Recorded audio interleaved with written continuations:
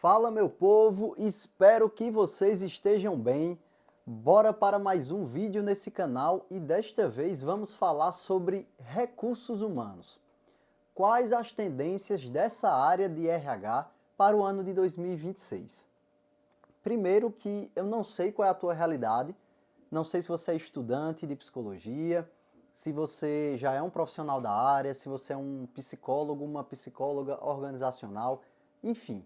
Não sei qual é a tua realidade hoje, principalmente da empresa que você trabalha ou a empresa que você gerencia, não sei. Então vamos primeiro começar com uma informação pé no chão. Por quê? Às vezes, como inclusive hoje, eu vou trazer alguns dados, alguns tópicos aqui bem interessantes sobre inteligência artificial, sobre People Analytics, enfim. Mas tem empresas que não têm nem RH. Eu estava participando de um treinamento fazem 15 dias e uma moça comentou pelo chat que ela era estagiária de recursos humanos nessa empresa e que ela era a única do setor. Primeiro que estagiária sendo a única do setor, né, já é um pouco confuso. Mas ela falava que ela era sozinha, não existia processos, um clima organizacional muito ruim, enfim. Talvez seja esse o seu cenário hoje. A partir daí, pessoal, eu já quero começar falando. Não existe milagre.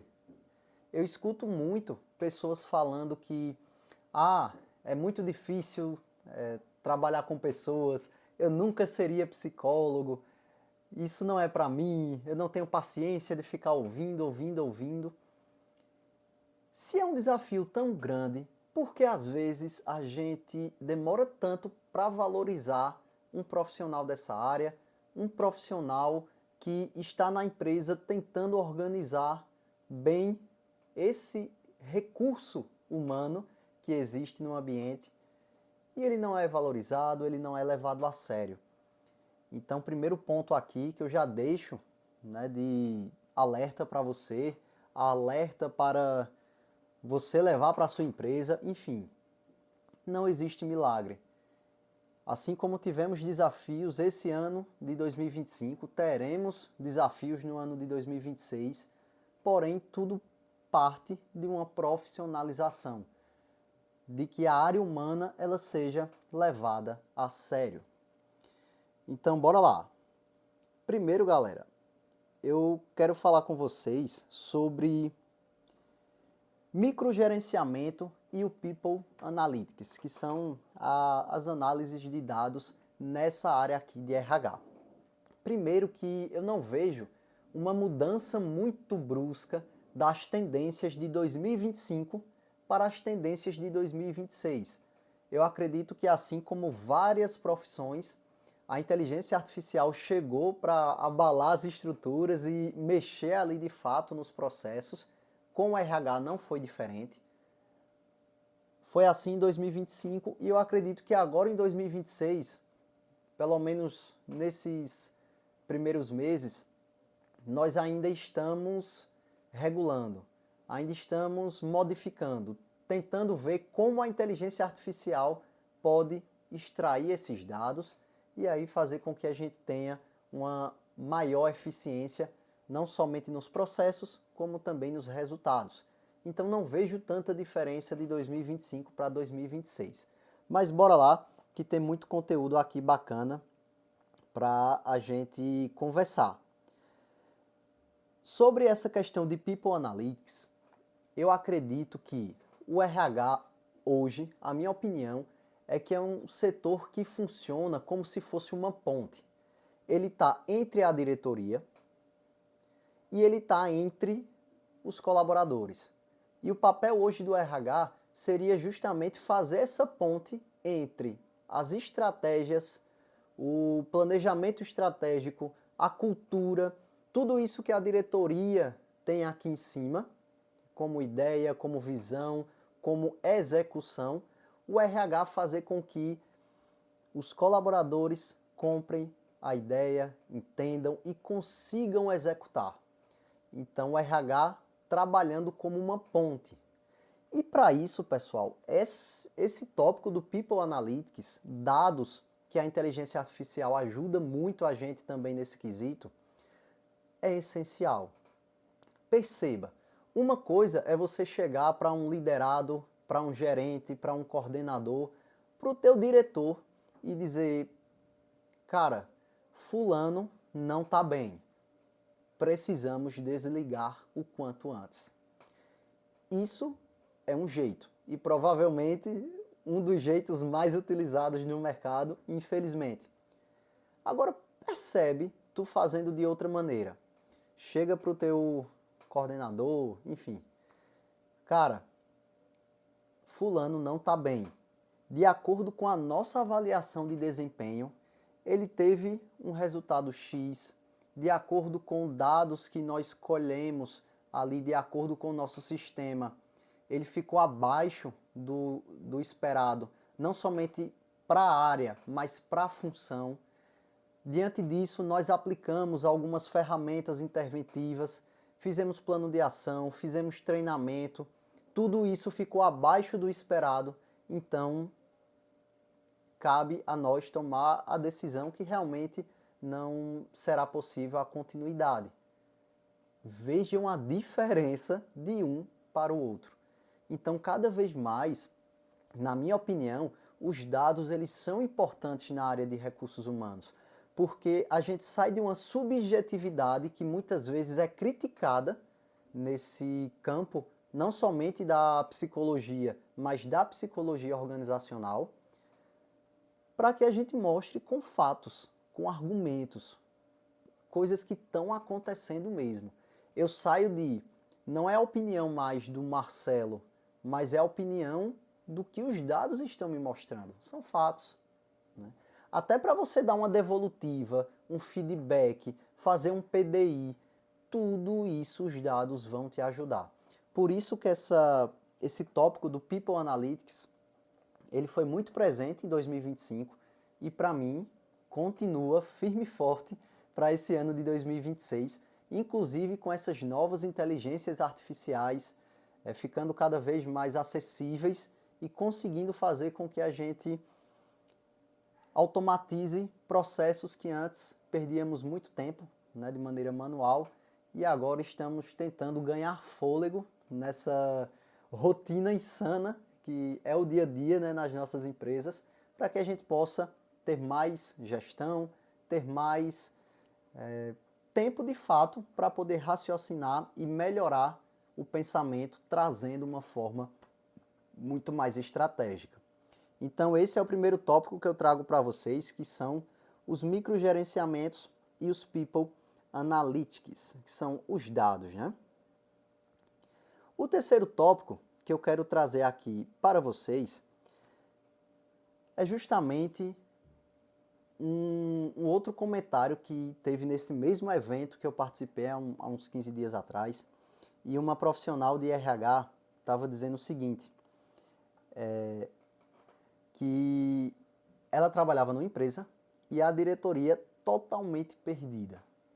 Não tinha cultura, o ambiente organizacional muito ruim, comunicação péssima, tudo isso fazia com que a rotatividade, os indicadores que ela pouco acompanhava, mostravam que a empresa não estava bem, fuga de talentos e por aí vai. Tudo isso, pessoal, para mim, parte de um ponto que, para mim, sempre foi óbvio, sempre foi necessário a comunicação clara. Mas eu acredito que parece que as coisas estão ficando de uma maneira que o óbvio precisa ser dito. Então, cada vez mais você cobrar que a sua diretoria, que os seus líderes, não somente esse pessoal mais estratégico, mas também os colaboradores, eles têm uma comunicação clara com o RH. De fato dizer, olha, isso é isso mesmo, e o RH ter a certeza de dizer, poxa, escutei isso, agora eu posso trabalhar em cima dessa situação, porque de fato é. Não é isso quando a gente começa a desenvolver, quando a gente começa a abrir uma vaga, eita, cancelou, não vai ser mais necessário. E aí o tempo que você poderia estar usando com outra situação, com outro processo, você perdeu, cancela ali aquela vaga e acaba tendo que ir para outro processo. Então, eu acredito que comunicação e clareza, elas são óbvias, mas precisa ser dita nesse momento, principalmente nesse momento de tantas informações. Às vezes parece que a gente tem tanta informação que a gente não sabe como agir, qual informação utilizar para poder tomar uma decisão mais séria, uma decisão mais assertiva dentro do nosso ambiente organizacional. E sem contar, pessoal, que um ambiente seguro, um ambiente com a comunicação fluida, ele traz segurança. A neurociência traz para a gente que um ambiente no qual a gente não se sinta seguro, geralmente, provavelmente vai despertar em você uma ação de luta ou fuga. Então, se o teu colaborador ele não se sente seguro de dar um feedback, de comunicar algo, até na reunião mesmo, provavelmente essa pessoa não vai durar muito na sua empresa, porque o ambiente ele é fundamental para que o colaborador ele possa desenvolver e também possa se sentir acolhido. Muito cuidado com isso também. Próximo tópico que eu quero trazer para vocês é justamente um dos assuntos mais falados de 2025, que foi adiado e provavelmente será o assunto mais falado do primeiro semestre de 2026, que é a nossa NR01, que fala sobre gestão de riscos e os riscos, né, psicossociais. Esse tópico, pessoal, ele vai continuar em alta, obviamente, porque a saúde mental, cada vez mais, ela está mais presente no ambiente corporativo. Há um tempo atrás, eu ainda continuo com essa ideia, cada vez mais a clínica ela está se fazendo presente dentro das empresas. E, obviamente, né, eu falo isso com um psicólogo devidamente registrado e tudo mais, porque existe uma diferença entre o profissional de RH e um profissional, um psicólogo devidamente registrado, psicólogo organizacional. Mas quando ele cabe, né, nesse papel da psicologia organizacional, cada vez mais estamos vendo colaboradores com ansiedade, com sintomas depressivos, cada vez mais transtornos aparecendo ali, aparecendo no sentido de ser visto como tal, burnout, muito falado nos dias atuais. Então, cada vez mais, esse profissional que está dentro da organizacional, ele precisa estar atento a tudo isso que está ocorrendo na clínica também, para que ele possa agir da melhor forma. Se ele não tiver habilidade, se ele não tiver qualificação, buscar um profissional externo devidamente registrado, devidamente qualificado, para poder ajudar os seus colaboradores dentro da organização. Por isso também que eu acredito, né, muito por causa dessa NR01, esse meu pensamento ele vai continuar sendo fortalecido. E aí vem um detalhe, pessoal. Esse ano a gente falou muito dessa NR01, que ela seria implementada no primeiro semestre e acabou não sendo. O que é que acontece? Próximo ano, não sei se você está lembrado, mas é ano de eleição. Eu não sei se essa norma ela vai ser aprovada novamente.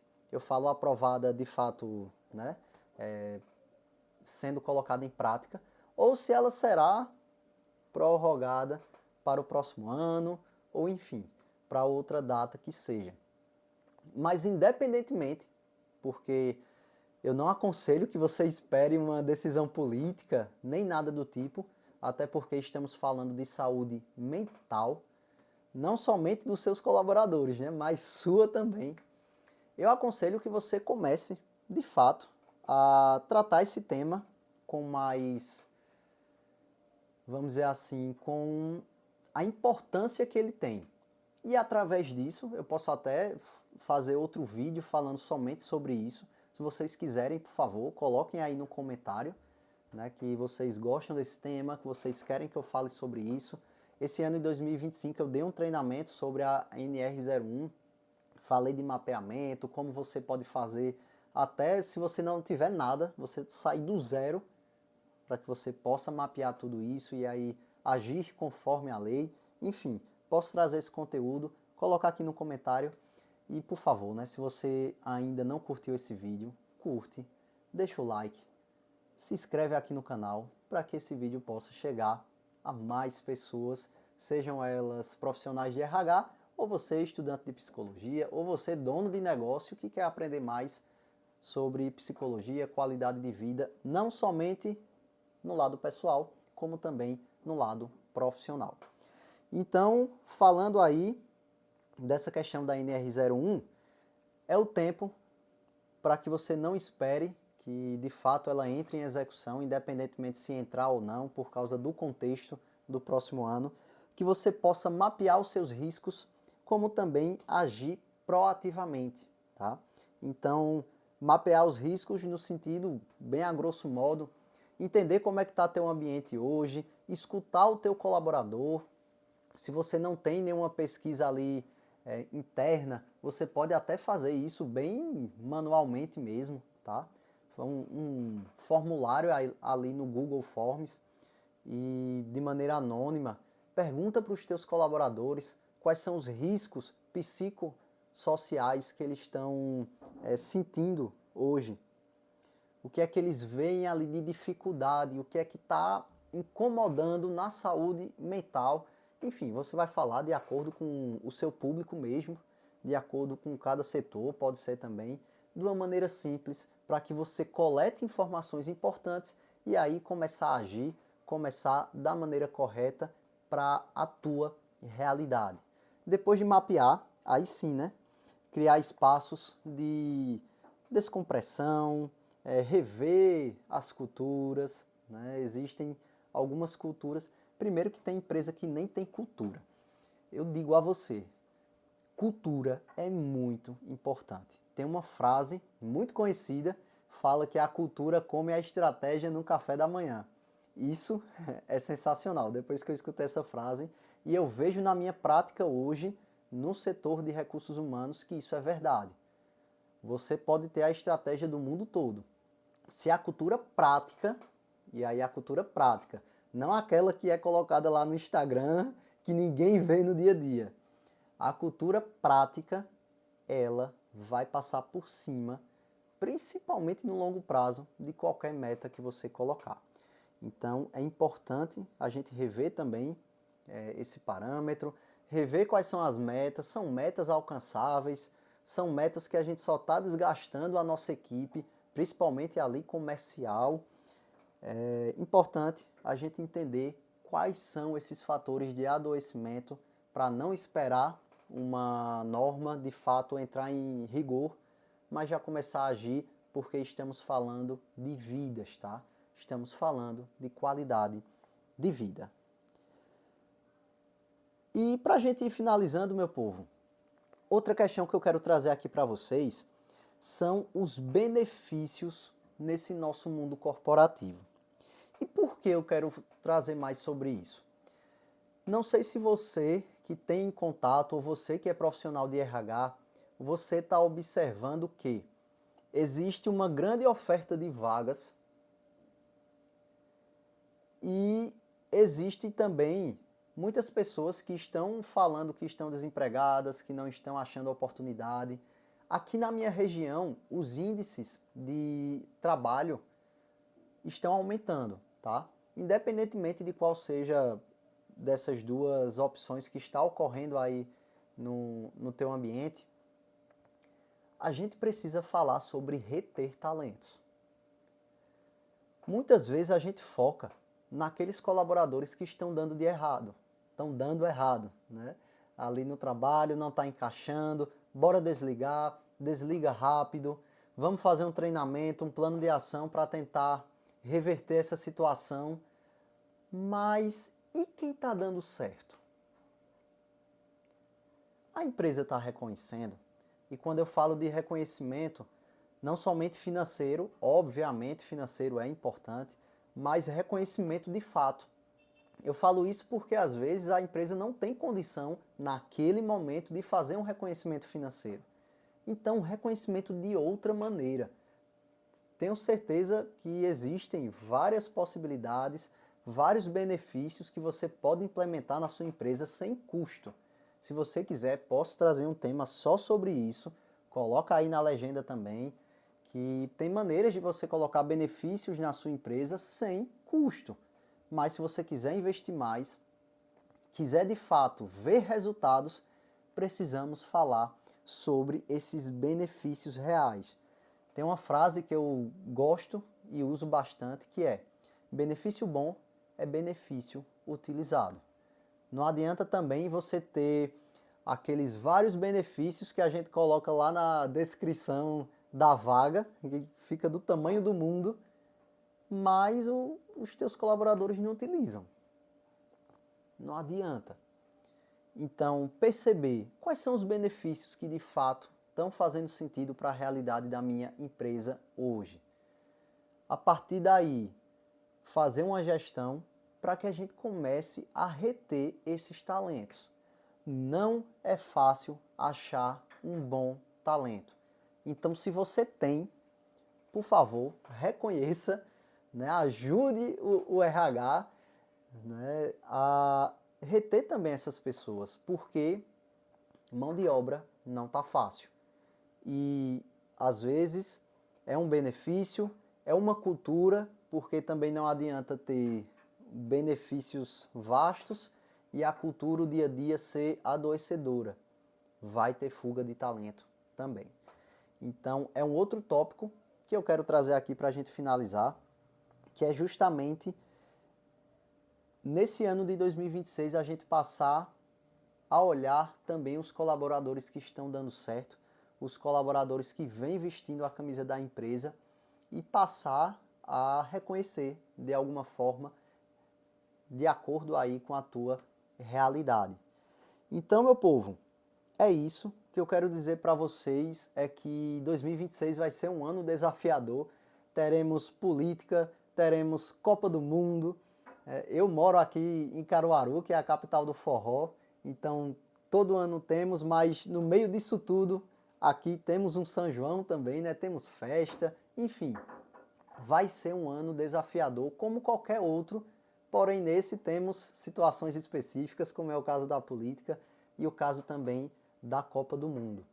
Então, não deixe para a última hora, faça o teu planejamento estratégico no final desse ano para que você possa começar janeiro já com algo em mãos para poder executar, para poder alinhar com tua diretoria e aí ter uma comunicação mais clara com quem está ali na operação, no dia a dia, para que você não tenha fuga de talentos. A gente começar a olhar não somente os gargalos, mas também o que está dando certo. Porque se está dando certo, por que não replicar em outras áreas? Por que não aproveitar aquele processo de outra forma, já que a gente já tem um resultado de que está dando certo? Então, meu povo, quero agradecer demais você que chegou até aqui. Lembre-se, organize sua casa, mapeie os seus riscos, use os dados a teu favor para que você possa fazer um 2026 melhor, não somente na tua área, mas também na tua empresa. Se você gostou desse tema, coloca aqui nos comentários para que eu possa trazer mais assuntos dessa área de recursos humanos. Se você tem algum tema específico que você quer que eu fale dos subsistemas do RH, seja treinamento e desenvolvimento, seja PDI, que também é outro tema que os colaboradores falam bastante, tá? Se você quiser um vídeo sobre isso, bota aqui nos comentários também, que eu vou estar trazendo mais assuntos sobre a minha experiência de RH, o que eu vivo no dia a dia, já ao longo aí desses anos de profissão, tá bom? Um grande abraço e até a próxima!